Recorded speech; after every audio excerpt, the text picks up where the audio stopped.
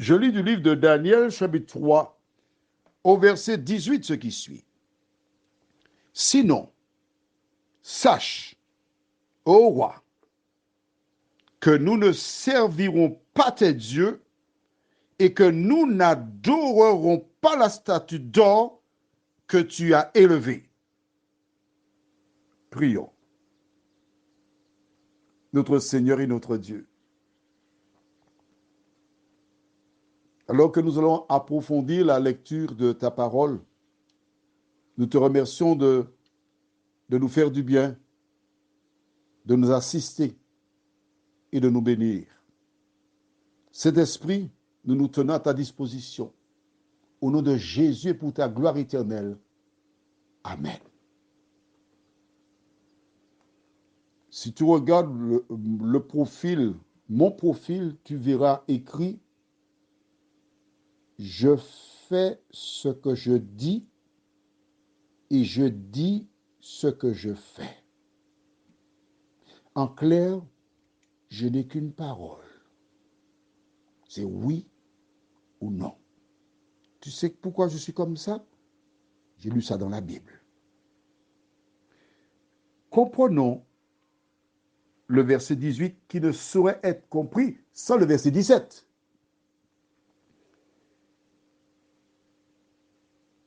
Mais pour mieux comprendre, verset 16.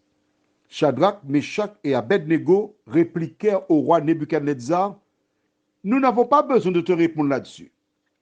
Voici, notre Dieu que nous servons peut nous délivrer de la fournaise ardente et il nous délivrera de ta main, ô roi. Sinon, verset d'aujourd'hui, 18, ça veut dire que s'il ne nous délivre pas, sache que quand même, ô roi, que nous ne servirons pas tes dieux et que nous n'adorerons pas la statue d'or que tu as élevée. Maintenant, prenons le temps pour bien comprendre ce que nous venons de lire. Le roi Nebuchadnezzar a ordonné que tout le monde soit là. Et ils ont été. C'est l'ordre du roi. Et ils ont vu la statue quand on la construisait, puisque c'était à Babylone. Et ils étaient là, la ville.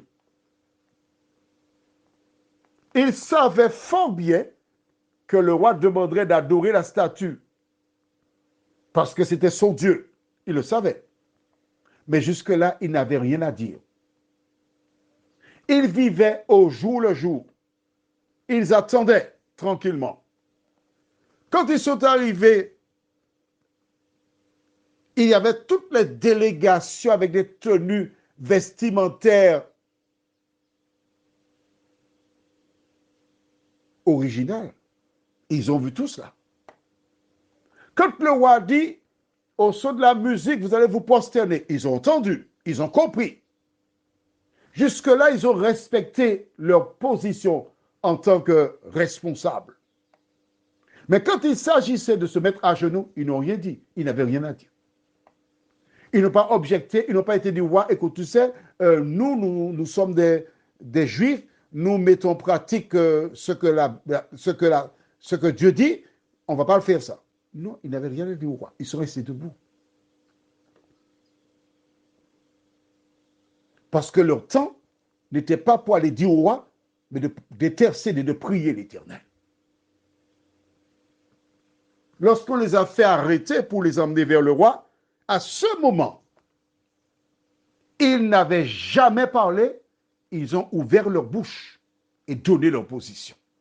Note avec moi, ils n'ont pas biaisé, bon, tu sais, ouais, eh bien, nous, on est des Juifs, et chez nous, on a Dieu qui nous a dépassé. Non!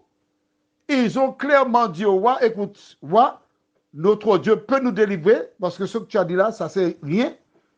J'aime beaucoup une expression aux Antilles qui dit, la poussière dit plus qu'il ça, vent chailler.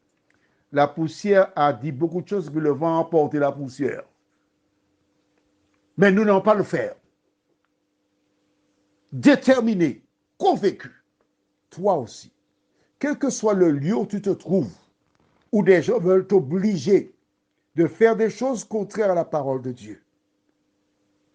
Demande à Dieu de donner la force pour parler comme Shadrach, Meshach et Abednego. Prions. Notre Seigneur et notre Dieu, voici ces jeunes gens qui avaient l'assurance que tu pouvais les délivrer. Mais ils ont aussi ajouté, sinon, même si Dieu nous laisse périr, nous resterons fidèles à l'Éternel des armées. Seigneur, de nous aider à apprendre à te connaître suffisamment, de telle sorte que nous puissions tenir les propos similaires à ces jeunes gens pour te demeurer fidèle. Cette grâce, nous te la réclamons au nom de Jésus pour ta gloire éternelle. Amen. Je te souhaite une bonne nuit et n'oublie pas, nul ne peut servir deux maîtres. Soit tu sers Dieu ou l'autre, mais je te conseille de suivre l'Éternel des armées. Que l'Éternel veille sur ta nuit